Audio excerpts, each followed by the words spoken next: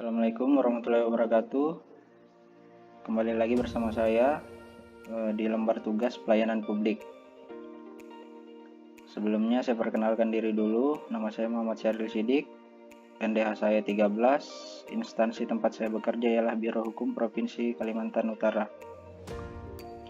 Nah, mari bersama-sama kita masuk ke materi pelayanan publik.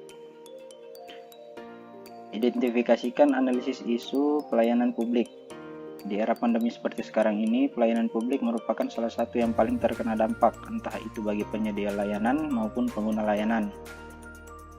Dalam Undang-Undang Nomor 25 Tahun 2009 tentang pelayanan publik, perlu diperhatikan mengenai kewajiban penyelenggara menyusun dan menetapkan standar pelayanan, dengan salah satunya adalah dengan memperhatikan kondisi lingkungan. Pandemi COVID ini menuntut masyarakat banyak melakukan adaptasi di kehidupan sehari-hari. Adaptasi ini pun berlaku juga pada penyelenggara pelayanan publik. Dengan demikian, segala bentuk kegiatan pelayanan umum yang dilaksanakan oleh instansi pusat dan daerah harus disesuaikan dengan kondisi saat ini. Sehingga pelayanan publik berbasis digital atau yang dikenal dengan istilah birokrasi digital menjadi kebijakan yang paling berperan mengatasi masalah pelayanan publik yang tidak dapat dilaksanakan secara normal seperti biasanya. Bentuk-bentuk pelayanan publik di instansi saya. Dalam melaksanakan tugas sebagaimana dimaksud pada Peraturan Gubernur Kalimantan Utara Nomor 5 Tahun 2020, Pasal 33, Biro Hukum menyelenggarakan fungsi sebagai penyiapan perumusan kebijakan daerah di bidang peraturan perundang-undangan provinsi, peraturan perundang-undangan kabupaten dan kota, dan bantuan hukum. Yang kedua, penyiapan pengordinasian pelaksanaan tugas perangkat daerah di bidang peraturan perundang-undangan provinsi, peraturan perundang-undangan kabupaten dan kota, dan bantuan hukum.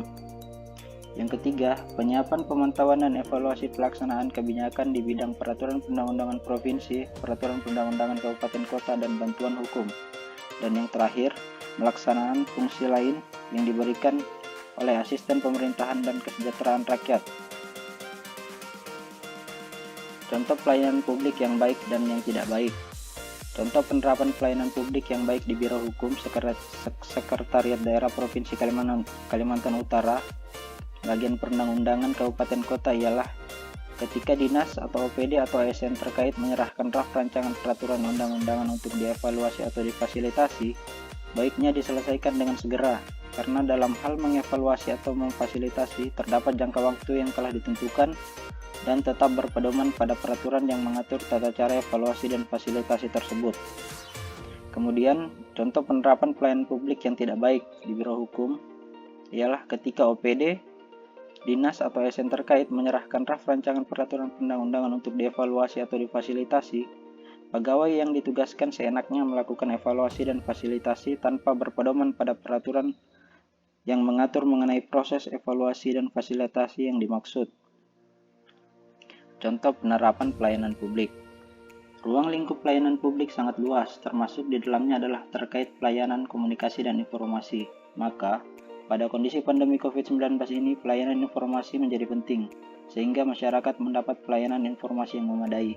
Penyelenggara pelayanan publik perlu memberikan pelayanan informasi seluas-luasnya kepada masyarakat, sebagai bentuk upaya memberikan perlindungan kesehatan kepada masyarakat, dan menjaga stabilitas keamanan yang diakibatkan oleh informasi bohong atau hoaks, sehingga menimbulkan kepanikan masyarakat yang berlebihan saat pandemi COVID ini. Arus informasi yang sangat bebas diterima oleh masyarakat mengakibatkan masyarakat menjadi khawatir dan panik saat mendapatkan informasi yang tidak berimbang antara informasi yang relevan dan valid dengan informasi hoaks. Perlu dipastikan pelayanan informasi penanganan pandemi COVID ini diberikan secara terstruktur, masif, dan sistematik. Tipe dan gaya pelanggan serta etiket dalam pelayanan publik.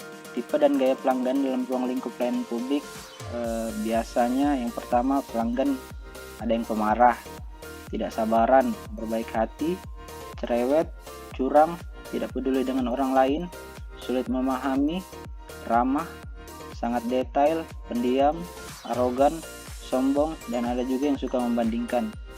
Etiket pelayanan yang perlu diperhatikan oleh ASN terhadap pengguna jasa pada umumnya adalah sebagai berikut, yaitu sikap atau perilaku, ekspresi wajah, penampilan, cara berpakaian, cara berbicara, cara mendengarkan, dan cara bertanya. Beberapa etiket dasar yang seharusnya dilakukan oleh ASN antara lain politeness, respectful, attentive, cooperative, tolerance, informality, self-control. Tanggapan mengenai lembar tugas ini.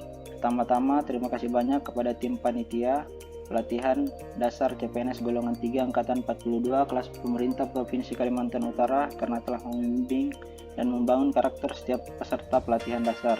Saya harapkan pada lembar tugas ini sedikit banyaknya informasi yang saya tuangkan mampu memberikan informasi yang mudah dicerna dan dipahami oleh siapa saja yang mengakses, membaca dan menontonnya.